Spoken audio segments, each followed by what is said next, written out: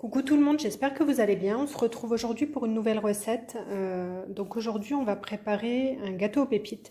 Donc c'est un gâteau que je fais très souvent et que les enfants et les adultes même adorent.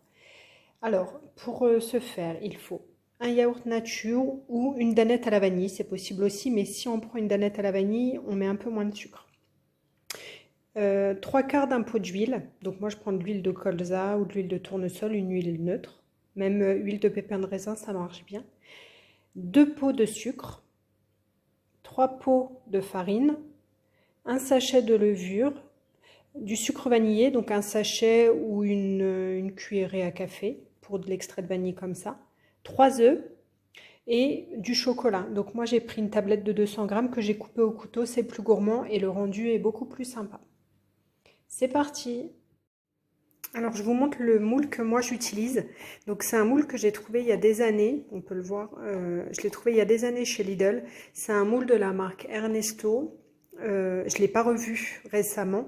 Je sais qu'Ernesto ont un site internet, donc n'hésitez pas à aller voir parce que pour moi, le rendu du gâteau est fait beaucoup par le moule. Avec les rainures là, ça permet d'avoir bien le croustillant et d'avoir en même temps le moelleux par rapport à la cuisson qui est douce. Après, moi, je sais que j'ai une abonnée Instagram qui m'avait dit l'avoir trouvé aussi sur Amazon. Donc, n'hésitez pas à aller voir. Allez, c'est parti pour la recette. Moi, j'ai commencé par allumer mon four à 170 degrés et on est parti. On commence par mettre le yaourt dans le cul de poule ou dans le saladier. On ajoute ensuite l'huile. Hop, on amalgame bien le tout.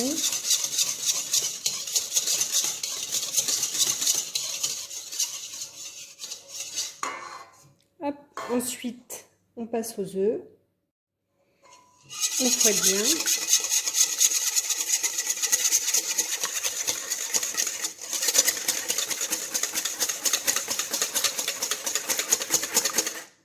Hop, on ajoute le sucre.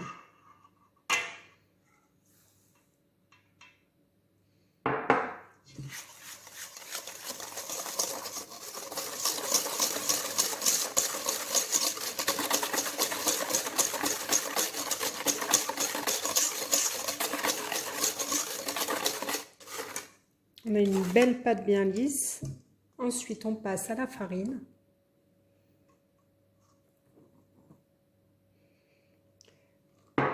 On met tout de suite la levure dessus pour d'abord la mélanger à la farine. Pour éviter que ça fasse des grumeaux de levure. C'est pas agréable en bouche. Hop, et moi je mets aussi le sucre vanillé en même temps. Donc là, hop, on met une jolie, vous voyez, une jolie cuillère, comme ça. Hop. Et on fouette de nouveau.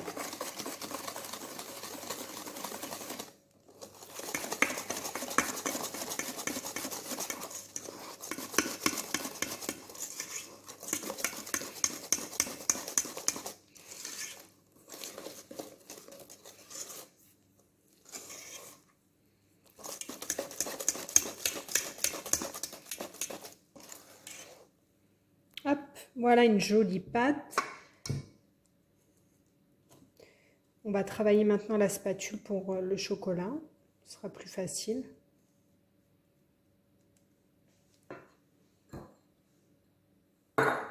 Et on ajoute notre chocolat. Donc après, vous mettez celui que vous voulez, hein, celui votre habituel. Vous pouvez faire un mélange aussi, 100 grammes, 100 grammes. Vous pouvez faire aux 3 chocolats pour varier les plaisirs. Après, le tout, c'est que ça plaise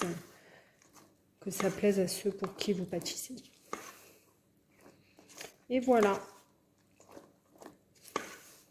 Alors, si vous avez un problème de chocolat qui tombe dans le fond du moule, moi je ne l'ai jamais eu sur ce gâteau-là, mais ça peut arriver.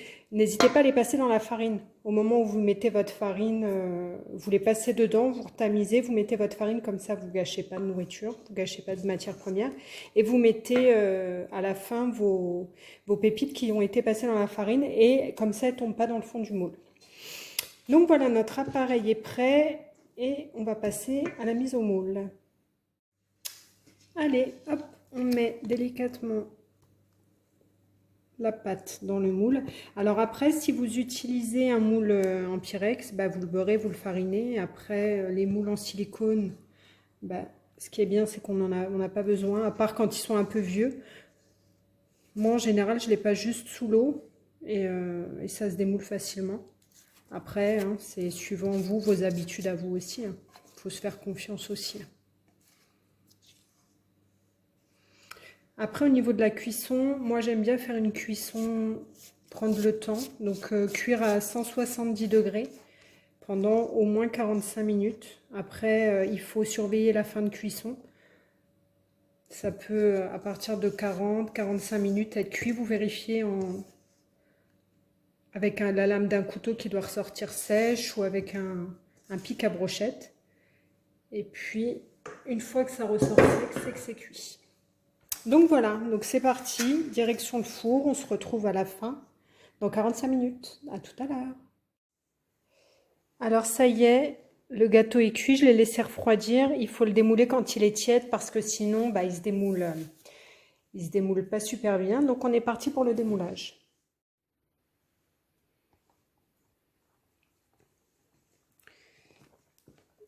Hop là.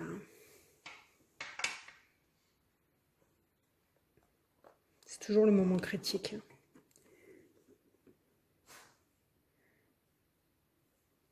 Et voilà. Donc voilà, la recette du jour est terminée. J'espère qu'elle vous a plu. Si vous la voulez en format écrite, n'hésitez pas à aller sur mon blog. J'ai mis le lien sur ma chaîne. C'est Cookies et Mignardises Overblog. Et puis bah, si vous la faites, n'hésitez pas à me dire et à me montrer. C'est toujours sympathique d'avoir des retours. À bientôt pour une nouvelle recette.